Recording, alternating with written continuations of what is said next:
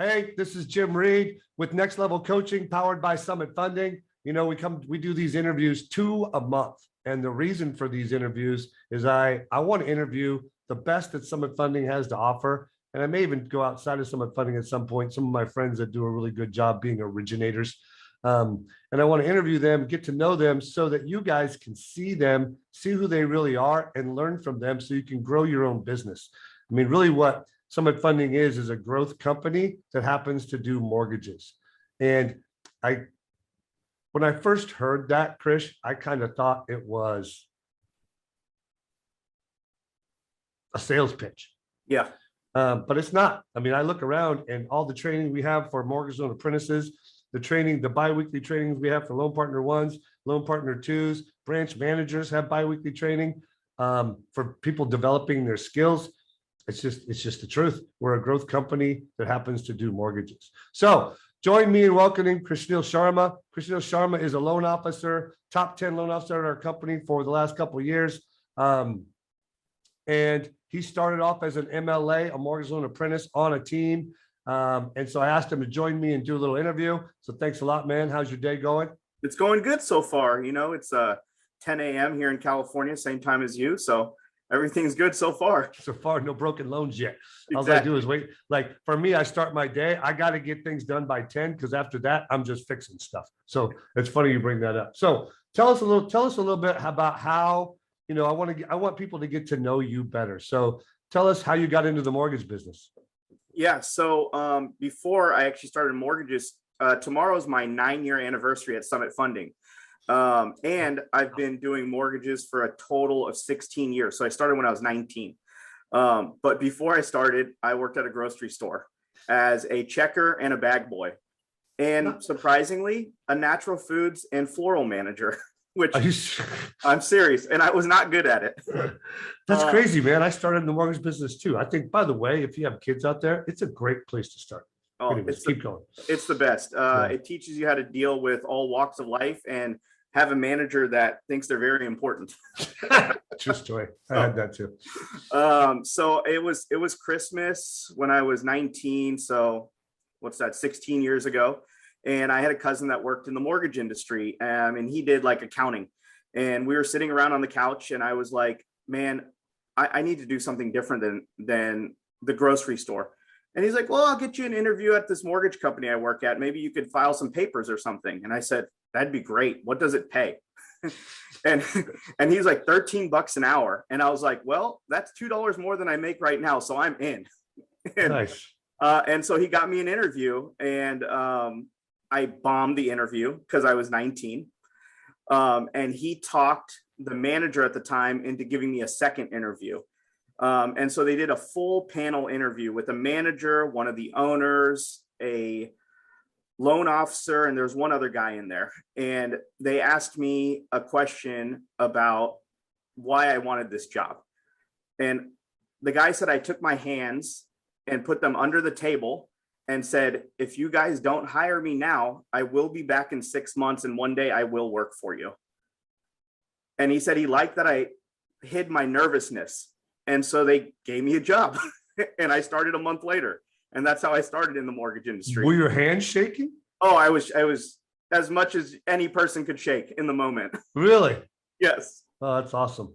I get nervous. I still get nervous. I'm going to start hiding it a little bit, maybe. I don't know. So then, so that's how you started, huh? You got a second chance from a family member. And I just feel like we're all so lucky to have fallen into this business. My story is Todd had to talk me into working for him. And I was pretty sure he wasn't going to be able to talk me into it. And it's the best thing that's ever happened to me. Yeah. It's just the amount of people we can help, but also the amount of money we can make. It's kind of crazy. It's pretty crazy. You know what it does for me sometimes, and I'd love to hear your comments on it, is kind of makes me think I'm a big deal. Yes, definitely. And I'm totally not a big deal. I'm nothing special. But I do believe I'm special sometimes, and that's not good.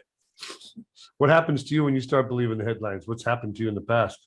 I'm short with people. And sometimes I even even think that no matter what, I'm right, and I'll not take their opinions to heart or even So really you stop listening. stop listening. Exactly. Wow. We must be carbon copies, bro. Yeah. Yeah. And ultimately, that hurts my relationship because I'm not always right. And you have to see both sides of the coin. Well, you're not always right. That's for sure. None of us are. But the way one of my friends told me, one of my best friends in the world is Josh Sigmund, who's a stud originator, a great businessman, great family man. We go on a vacation every year, two vacations a year together, one with our families and one just kind of a guy's trip. And I remember we were at a restaurant. It ticked me off, to be honest. But he says, you're one of the best people I've ever met at influencing until you get mad. Hmm. And I'm like, wow, that's true. It's kind of the same thing that happens to me when I believe my headlines. Yep. When I get mad or when I start to read my headlines, the same thing happens. And it's funny. It's all the only person that gets hurt during that is me. Yep. I really, I want to make a comment and then I want to get back to interviewing you here. But, it's what's the date today? February what? 18th. February 18th, 2022. We just came off the best 2 years ever in the mortgage business. We just came off the best 2 years paychecks ever in the mortgage business. And I said this to Todd the other day and he kind of ran with it, but I really believe it for you guys that are listening. The next 24 months, I'm going to grind. Like I have made a bunch of changes in the last 3 weeks in my life. Simple little ones that get me focused, like stop drinking, work out every day for at least 15 minutes. I'm not trying to be like Charles Atlas and like do 75 hard and all that craziness. And just, hey, I'm going to stop drinking for 30 days. I'm going to work out at least 15 minutes every day. I'm going to start my work day 30 minutes earlier. And I'm going to write everything down that I said I was going to do. Every single thing that I say I'm going to do, I'm going to write it down. So I've been doing it and it just reinvigorated me. And I know you work out with a trainer. Tell me why you do that. So I work out with a trainer because I was tired at the end of every day and I just had no energy. And I wake up in the mornings and I would just be already tired before the day started. And so I started working out with a guy from high school, good friend of mine. Guy used to weigh 330 pounds. Now he's 180 pounds and a professional Muay Thai fighter. Whoa. So I work out with him 3 days a week and he beats me up and it's a ton of fun. But what I've learned from working out with him is not only do I feel better and I have more energy and I'm just more confident in my daily ventures, he's someone that's outside of work, that's not related to mortgage that I get to talk to. And not that he's a therapist, but I just get to open up with him and get an outside opinion because I'm surrounded by so many mortgage people in my family that it's nice to have an outside presence that says, yeah, I think that sounds cool, or that's kind of the dumbest thing I've ever heard. Yeah, that's really smart. It's super smart to pick him. Now, you know me pretty well, so I'm going to ask you to guess why I say pick him. Why I think I picked him, why you think I picked him? Well, I think it's a good decision to pick him to be someone you spend time with and that you talk to about stuff outside the mortgage business. I'm not sure why. Well, listen, I think that you are the average of the 5 people that you hang out with most. I think if you're listening to this podcast and you're a loan officer and originator at Summit or outside of Summit, to be honest, that there's a couple of people in your life that you probably need to stop hanging out with so much. Maybe it's a couple of realtors that are complaining about how tough the business is and how hard it is and it's not fair and I deserve to get paid more and I deserve this and I deserve that. And you're starting to buy into that. And I'm telling you, it's a mistake. Yeah. But you're hanging out with a guy who was 300 pounds by your sentence, and he's disciplined. If he's a Muay Thai fighter, I mean, that dude's disciplined. He's committed to something. He's doing it every day. He sees the results and he has a long-term vision. Yeah. Like right now, the mortgage business is changing and people are making long-term, they're making decisions that are long-term for a short-term problem. Rates are high right now. Margins are shrinking right now. That's a short-term problem. It won't be that way forever. Yep. So we can't make a decision based on a short-term problem. So back to you. So tell me about your journey as an originator. Tell me where you started, how you get your business, what your numbers are now. Yeah. So when I started back at that original mortgage company, we were a refinance company and I knew nothing about mortgages. And so my first position was called an outbound loan officer. And my job was to make 100 outbound calls a day. And anyone that showed interest in a mortgage, I would pass off that person to an actual loan officer. You were a dialer. I was a dialer before they called it a dialer. And this was a completely made up position for this company. So they said, hey, we're going to pay you the $13 an hour and you're going to get $100 a loan for every person that closes. And I was like, this is amazing. So the first month, dialed. I made felt like 2,000 phone calls, hung up on 1,900 times. Well, 100 times 20 is 2,000. Yes. So you did make 2,000 phone calls. Yes. So 2,000 phone calls, hung up on 1,900 times. It was terrible. And I passed over 5 people. And at the end of the month, I got a $500 bonus. And Whoa. You passed over 5 people. What's that mean? So that means 5 people said yes, they wanted to do a mortgage. So I passed them to a loan. Okay, gotcha. Okay. And they closed the loan. And I got a $500 bonus. And I remember coming home, and me and Catherine lived together at the time, but we weren't engaged. Catherine's my wife. We've been together 10 years now. 10 years married, 18 years together. Wow. And we had this small apartment and it sucked. Like, we had one couch that was given to us, a coffee table, and a TV. And we had a bed in the bedroom, and that was it. Like, maybe one pot, one pan, couple cups and stuff, top ramen, and hamburger helper every night. And we got a $500 bonus, and I was like, we're rich. And I remember, I'm pretty sure we bought a mini little Weber barbecue, like a little 10-inch. I know exactly what you're talking about. Like that you're not Smoky Joe, dude. That's called a Smoky Joe. You're not allowed to have that on the balcony of an apartment. And I cooked a ribeye steak for us, and it was like cloud 9. Oh, that's awesome. But at the end of that month, I seriously considered going back to the grocery store because it was hard. And I hated people hanging up on me, people saying no. And I just didn't have like the mental toughness at the time to deal with it. And there was a loan officer that took me to the side, and he gave me one tactic that I still do today. And he's like, hey, when you call people, call them by their first name. He's like, don't ask for Mr. Reed, ask for Jim. And he's like, it will give you an extra 5 seconds before they hang up on you. And so the next month, that's what I started doing. I would call and I'd go, hey, is Jim available? And you would go, hey, this is Jim. Hey, Jim, this is Krishneel calling. At that time, we were Benchmark Lending. You had inquired about a loan a month ago, and we're just checking to see if you ever got that completed. Now they didn't hang up. They answered my question. And that same month, 2,000 calls. Now I turned over 13 people. We got a $1,300 bonus. So you increased your, so that would be like 160% increase month over month. I didn't know it was good, but they loved me. Yeah. And just that one piece, by calling them by their first name, took me from a telemarketer to more of a salesperson. And I started doing that, and I ended up being an outbound loan officer for the next 5 years. And over those 5 years, I slowly increased my income. But you got to remember, I was 19, so making 50 grand a year 16 years ago was a big deal for me and Catherine, at least. Yeah. So pause right there for me. So if you're listening to this, you're an MLA, you're at Summit Funding, you're trying to make it. Here's a guy who did that, and he just gave you a sales tip. So don't think about the sales tip. Write down the sales tactic and just start doing it. When you guys are calling realtors, call them by their first name if you're not. That was excellent. Keep growing.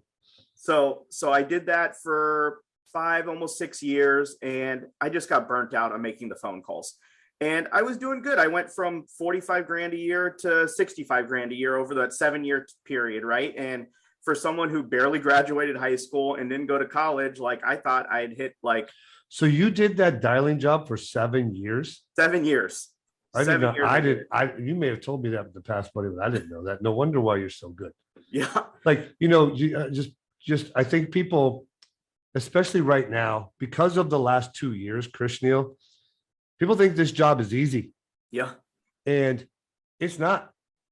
Being an originator, dealing with the rejection you already talked about, picking up sales tactics you already talked about. And then, I always think of the book, you know me, I can't remember book titles, but there's a book title that they studied like Jordan and all these super successful business people. And one of the things they had in common, they called it the 10,000 hour rule, right? They've been doing it for 10,000 hours. That's Yeah. why they look like a natural born, whatever, Yeah. businessman or salesperson. In 7 years, how many hours is that? It's 2,000 hours a year if you didn't work overtime. 14,000 hours. 10,000 hours. I mean, it's literally proof of Yeah. what that book says. So nice, keep going. Yeah, so I was finally getting burnt out on just making phone calls, and I was sitting at home with Catherine, and I was complaining about it. And she said, "Hey, there's this ad on Craigslist for a mortgage loan apprentice." And I was like, "Okay, that sounds cool." She's like, "I'm going to send your resume." So Catherine put together my resume, sent it off. I didn't think anything of it. You better hold on to her tight. She got you. Yeah. She got you your good job, buddy. Keep going. Yeah. And then I got a phone call from a guy named Brent Blaustein. and, Our buddy. and I knew nothing about purchase business. And he told me a little bit about what he does and how he was looking for an assistant. And so I interviewed with him. And I sat down with Brent, and it was a great interview. I showed up in a polo because I was still a 19-year-old in my mind, even though now I was 26 years old. And after the interview, the next day he called and offered me the job. And I went to talk to my manager at the old company where I was still working. And I told him about how I have this opportunity to go work for a top producing loan officer in Sonoma County. And he was going to pay me slightly more than I had made. And my manager said, "Krishneel, I don't know how sustainable purchase business is. I would not leave this company." Yeah, thank God for people like that. And it scared me. And I went home and I told Catherine, I said, "Hey, this is what my old manager said. I'm not going to take the job." And I called Brent crying, because I cry a lot, and you guys will learn that about me, and left him a message declining the job. And I went home and I told Catherine, I said, I feel one day I'm going to work for this Brent guy. So I'm just going to keep in contact with him. I'm going to send him an email once a month. And so this was around September before I started here. And we were pregnant with our first daughter, Madison, who was due in February or January, and worked at Benchmark, kept doing the grind, and just hated it every day because I felt like it felt like the grass was greener on the other side at the moment. And so finally Madison was born, and I emailed Brent and I said, "Hey, I'm ready to make the move. I hope the position is still available." And he called me back and he said, "Hey, I only wanted to hire you, so I stopped looking. So if you want the job, it's yours." Lucky you. And I said, "Let's do it." So how many loans? So that was what year when you went to work for him? So 9 years ago, 2013. When did you start? So you went as a loan partner 1, then a loan partner 2. And then I know that you went to work. Brent let you go join a team that had a builder account, and you started going to the subdivisions on the weekend and starting to do loans. And I remember telling you, you're not an originator, and got you all mad because you were not originator. Now you see the difference now that you are. Yeah. You know, I was right about that, right? Yeah, kind of. No, not kind of. Not kind of. You're only an originator if you get the account.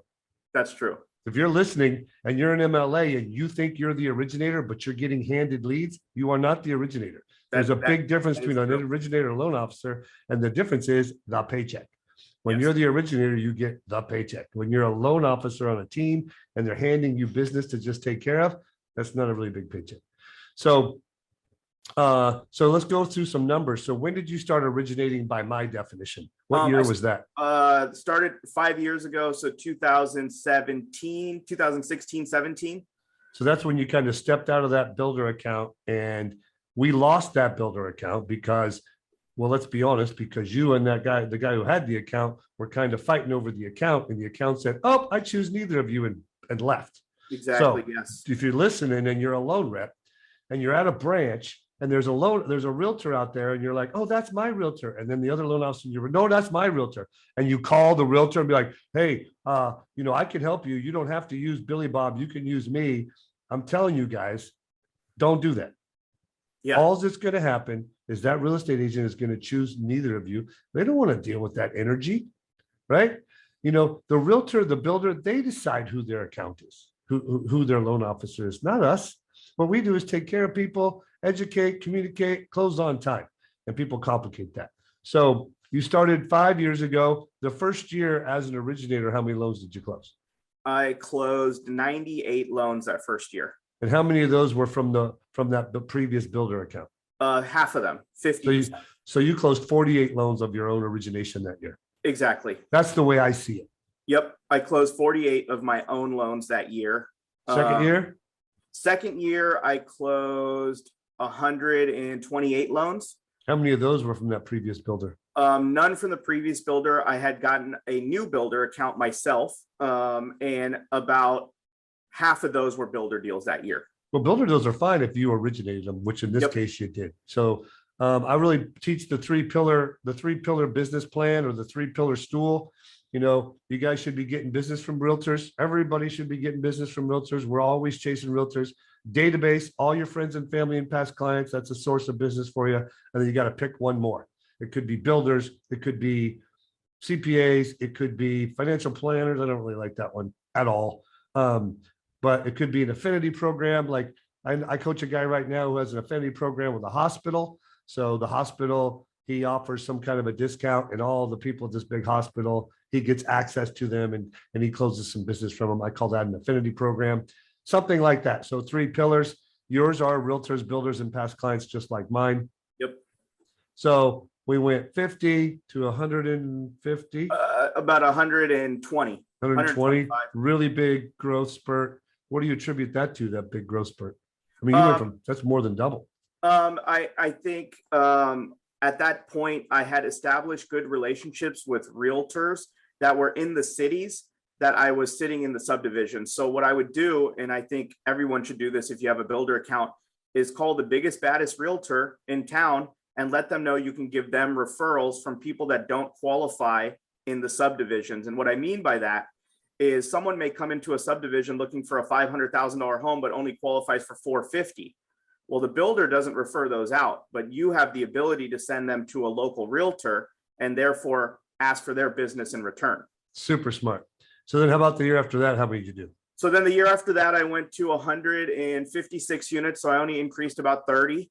Yep. Smaller growth on that one. And then how about the year after that? Year after that, I went to 240. That would also be known as 2 years ago, the Disneyland time of the mortgage business. I call it Disneyland or Monopoly money. So you jumped up again and had a great 2 years. And now in February of 2022, and you're looking around, how's it feel? It feels like the market has changed. Yeah, but how do you feel? I feel, there's, I always worry about the future because I'm just kind of a worrier, but I'm also very happy about the people I've had in my life for the past 5 years that made me realize that this wasn't going to be normal every year. And because of guys like you and Todd and Brent and Chuck, that always preach, save your money. And because of that, I have some calmness because I save my money. I didn't go buy a $2 million house. I didn't buy $200,000 worth of cars. I don't have a lot of jewelry. I'm kind of still chubby, big beard. You've got a listen, I've heard it called a shtick, but you guys are out there and your salespeople listen to this recording. You got to have a persona, right? You got to have a persona. Yours is, you always say, oh, the chubby Indian guy. And then you smile and everybody kind of giggles. And it's just a way of breaking down the barriers, right? And so you're super charming. And with that little humor mixed in, that's a sales approach, guys, that you got to develop, right? Realtors and builders, they want to do business with people they have fun being around, that they like, they feel like they feel like they know, and they feel like they trust. So you've been on a rocket ship ride to where you are now. And so what I want you to do next is share out 2 or 3 of your best sales tactics. So I don't want you to share with us, what is the most fun thing you're doing right now for sales that hasn't proven itself yet.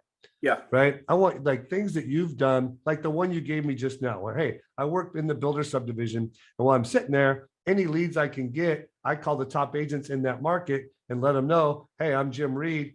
I'm a builder rep and I do regular business. And I have a few qualified buyers I'm looking to refer out. Let's meet. Home run. Yeah. right? Home run. And if you're listening to this and you're like, well, I'm not a builder rep, so I couldn't do that. You could figure it out another way. You're doing open houses and you get pre-approved people. Maybe you do them without a realtor.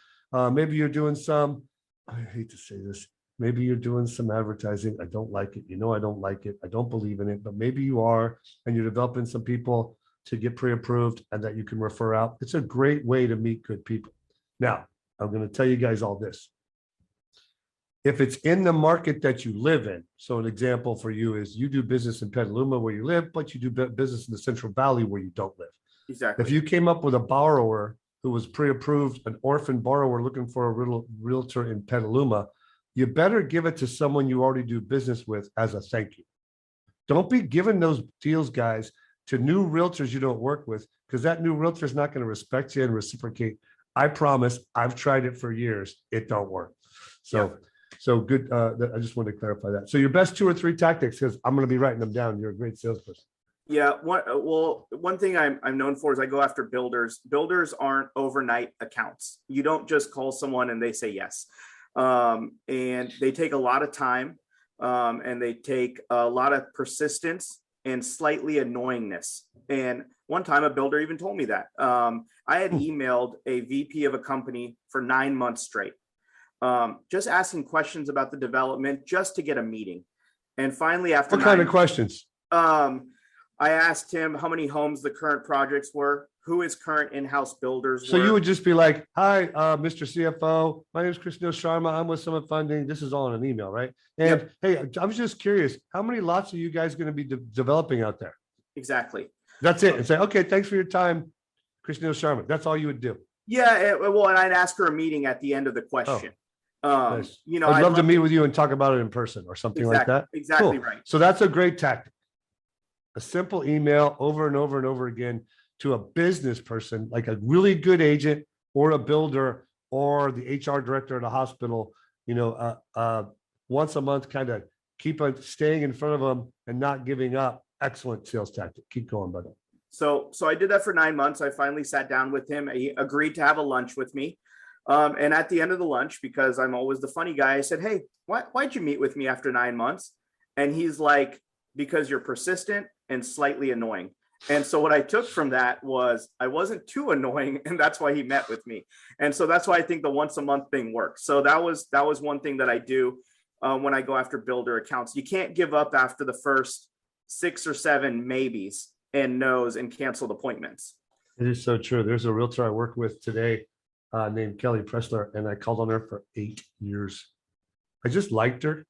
And when I run into her and stuff, I just wanted to work with her. So I would do like once a month, sometimes a little longer. And then finally her realtor got out of the business and I was her guy. So yep. It's proven. Nice. Give us another one.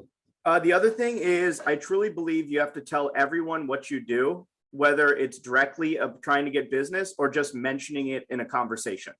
And so every person I meet, somehow I tell them that I'm a loan officer and that I do mortgages. One of the ways I do that is I text everyone in my phone once every couple of months, telling them what's going on in the market, because now they all know that I'm a loan officer. And you'd be surprised at how often a referral, a refi, a new pre-approval comes from just text messages. Whoa. How do you, okay. So you're saying, hey, you create almost like a text that you can cut and paste that says, it gives them a market update, for lack of a better explanation. Hey, the rates, a lot of stuff going on in the market. The government's stopping, tapering off buying mortgage-backed securities. What that means in English is rates have been heading upward, and you're one of my friends, and I do loans, so I just want to keep you up to date. Something like that. Exactly right.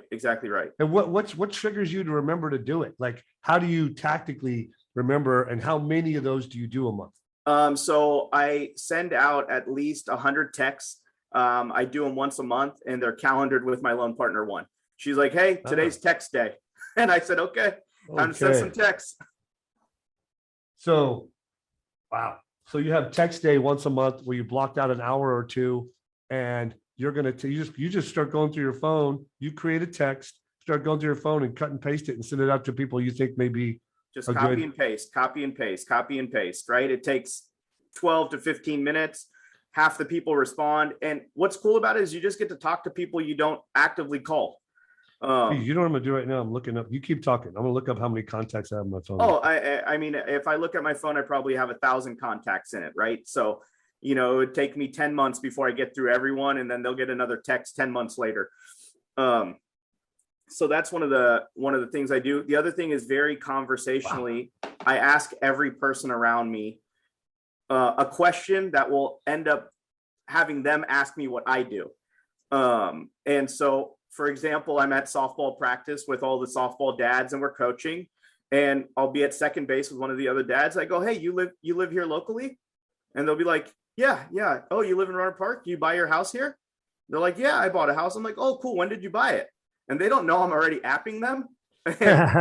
And then because I've been doing mortgages so long, they'll be like, "Oh, I bought in 2017. I'm like, "Oh man, you bought perfect time. Your house is probably worth 300-400 grand more than you purchased it for." I'm like, "Have you refinanced lately?" And they'll be like, "No, actually, I was thinking about it." I was like, "Oh, well, by the way, I do mortgages. If you have any questions, I'd love to help you. Our daughters play together." And what a script. What a script. Push rewind, write it down. What a script. What a script. So you can just ease into it, right? You live around here? Yeah. Did you buy a house? You own a home? Oh, yeah. They're like, everybody wants to brag about their home. They're like, "Oh, what have you done to it since you've been there?" What year did you buy? "Oh, I bought 3 years ago." "Oh, dude, you got like 20% equity twice in a row." "What?" "Oh, yeah, your house was probably, what'd you pay? 7? Your house is probably worth like $1 million now." Yep. I know. Have you refinanced? Wow, dude, what a great script. Wow. Yep. And so I kind of play a game. My daughter plays travel soccer and softball. And if you're a traveling parent, you know that hotel rooms are expensive and the league's expensive. So my goal is to pull 2 loans from each league every year, because then it'll pay for the entire summer. You cracked me up about the goal thing. So I'm not like super book smart, like I flunked out of college and I was on academic probation 6 times. But I do remember some stuff that I read. And I do remember some books that I've been assigned over the years. I've been coached for more than 20 years in my business. It's the only reason I've achieved some stuff that I've achieved. And there's a book that I don't even know who assigned it to me 22 years ago. 22 years ago now. It's my 3rd or 4th year in the business. And it's called The 1 Minute Manager. By the way, if you haven't read it, sir, read The 1 Minute Manager, Christian. Okay, I'll write it I don't know the author. It's not me. Okay. I have it over there. I have a copy, so I can give you one if you show up. I bought a bunch of them. 1 Minute Manager. And he talks about, like, the long story short on this silly book is, there's this manager who's always available. He's not always busy running around solving everybody's problems and micromanaging and doing the job, a little bit of each person's job that works for him. He's always available. And I'm like, when I read it, I'm like, I knew I was going to be a manager. I was already in a management position in the mortgage business. I knew I was always going to be a manager. I'm like, if I'm going to be a manager my whole life, I would like to be a manager. Well, Christy White, you got to hang up. If you can hear us, Christy, you got to hang up. We're recording a podcast. So I knew I wanted to be a manager that always had time available, right? So this book helps me. And one of the secrets in that book is they call it 1 minute goals. And that's what you do to yourself. Mm-hmm. You set small goals, so then you're more on purpose as you go through your day, and you're going to see more opportunities because you set the 1 minute goal. Yeah. I tell my loan officers, have a daily goal, 2 leads a day. 2 leads a day. That's your goal. Then you're looking for them more that day. If you say, "Oh, my goal is to get 40 leads a month," then there's several days during that month you won't think about it. Yep. But if you think 2 leads a day, you can really get focused on it. I completely agree, because when you look at the big number, sometimes it puts so much pressure on you that you end up just being paralyzed by it. And I even do this with realtors. I go, "What's your goal for the year?" And they're like, 30 transactions. Cool. "What's your conversion rate?" "Well, I don't know." "Well, let's look at how many leads you got last year." Right? "Oh, I got 600 leads and you did 30. So you're at 5%. So how are we going to get to a new 30? I need 600 leads. Where are they going to come from?" And then break down the sources: radio ads, open houses, realtor referral, family referrals, right? And then if you slowly back into the number becomes much smaller and more achievable. Excellent tactic. Any other quick tactics you want to share with us before we go? Clearly, someone's trying to jump into our podcast right now. I'm not a professional podcast guy. I'm not a professional public speaker. I do both, but hey, I'm just a lone guy. I always remind people I'm blue collar. I'm just a lone guy. I've just been lucky enough to hang out with the right people. I don't know if this is a tactic, but it's something I always talk to the team about.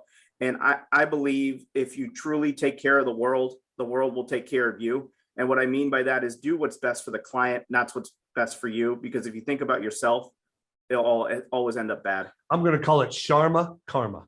Sharma karma. I like that. Sharma karma. So I'm going to wrap up with this. 5 years ago, you started originating. How much did you make that year? $98,000. 98,000. Year after that? 198. Ooh, double. Year after that? 420. Wow. The year after that? I went backwards to 330. That's when I lost a builder account. It was a rough year. I remember you calling me like daily on the worry. I remember. And I kept telling you, just do the work. You'll get the results. Relax. How about the year after that? 660. Nice. How about the year after that? 1.1.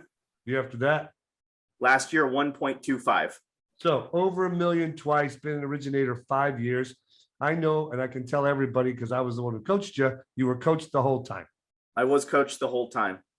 Tell us, finish with this. What has coaching done for you in your business?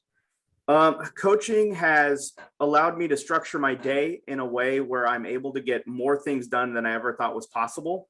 It's also shown me how sometimes little problems or problems are much smaller than I perceive them to be. And so that helps me get over things. A guy once said to me, 5-minute funeral, move on.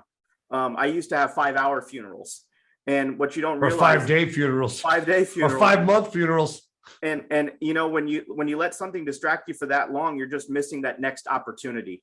And so, you know, coaching has not only guided me in business, financially, but also with my family. And all of those things are better today than they were 5-6 years ago. Nice. Well, listen, it's been awesome recording a little podcast with you. Thanks for sharing some of your secrets so we can get them out to the other loan officers at Summit and the people in Next Level Coaching. Super proud of you. I can't wait to see what happens in the next 5 years, buddy. Let's do it together. I'll see you, bud. Thanks. Can't wait. See you. Bye.